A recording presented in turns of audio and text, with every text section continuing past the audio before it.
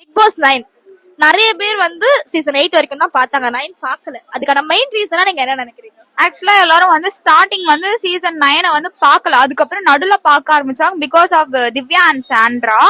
Starting ஏன் பார்க்கலன்னா, ஸ்டார்டிங்ல இருந்தே பிக் பாஸ்குள்ள என்னென்னமோ ஓடிட்டு இருக்கு, அது அவ்வளவா கொஞ்சம் கம்மியாயி வந்துச்சு. பட் ஆனா ஸ்டில் பார்வதி கம்ருதீன் வந்து என்னென்னமோ பண்ணிட்டு இருக்காங்க. அது ஏன் அவங்களுக்கு கம்ருதீனுக்கு ரெட் கார்டு கொடுக்கலன்னு எனக்கு தெரியல. ஏன்னா நைட் டைம்ல எல்லாம் நாய் கொலைக்குது அவங்க.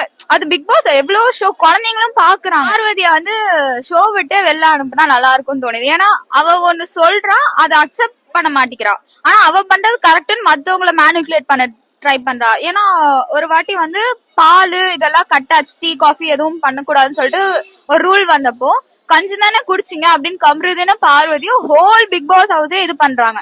யார் வந்து பெஸ்ட் கண்டஸ்டன்ட் நீங்க நினைக்கிறீங்க பிக் பாஸ்ல? திவ்யா அண்ட் சபரி. முன்னாடி 8 சீசன்ஸுமே சண்டை நிறைய வந்திருக்கு, வெளிய போயிருக்காங்க. பட் இது வந்து நார்மலான ஒரு ரீசன். நார்மலான ரீசன்ஸ் தான். பட் அது பாக்குற இன்ட்ரெஸ்ட்னு ஒண்ணு இருக்கணும்ல. எல்லாருமே இப்ப ஒரு ஜாலியா அந்த மாதிரி போனாங்கன்னா கொஞ்சம் இன்ட்ரெஸ்ட் வரும். பட் இவங்க எப்படி போறாங்கன்னா, ஸ்டார்டிங்லயே வந்துட்டு நல்லா பேசுறாங்க, அதுக்கப்புறம் போக போக போக போக ஒவ்வொருத்தவங்க மேல தப்பு சொல்லிட்டு அதுக்கப்புறம் சண்டை ஆரம்பிச்சிடுறாங்க. இப்போ இருக்க சீசன்ல ஒரு டெக்கோரம் டிசிப்ளின் எதுவுமே இல்ல. இப்போ ஒரு போட்டியாளருக்கு ஒரு பிரச்சனை அப்படின்னா யாரும் வந்து கண்டுக்க மாட்டேங்கிறாங்க. டாஸ்க் எல்லாம் வச்சிருந்தாங்க, கரெக்டா எல்லாம் போட்டு பண்ணி. இப்ப அது எதுவுமே பண்ணல. ஏன்னா இவங்க எதுக்குமே லாய்க்கு இல்ல அப்படின்னு சொல்லிட்டு தான் அவரே வந்து என்ன பண்றாருன்னா, நானா ஒரு கேம் தரேன், நீங்க அது பண்ணுங்க அப்படின்னு சொல்லிட்டு சிம்பிளான கேம் தான் தராங்க. அது கூட அவங்க ஒழுங்கா ஆட மாட்டேங்கிறாங்க. ஒரு டெக்கோரம் டிசிப்ளின் இருந்தாவது நல்லா நிறைய பேர் பாப்பாங்க.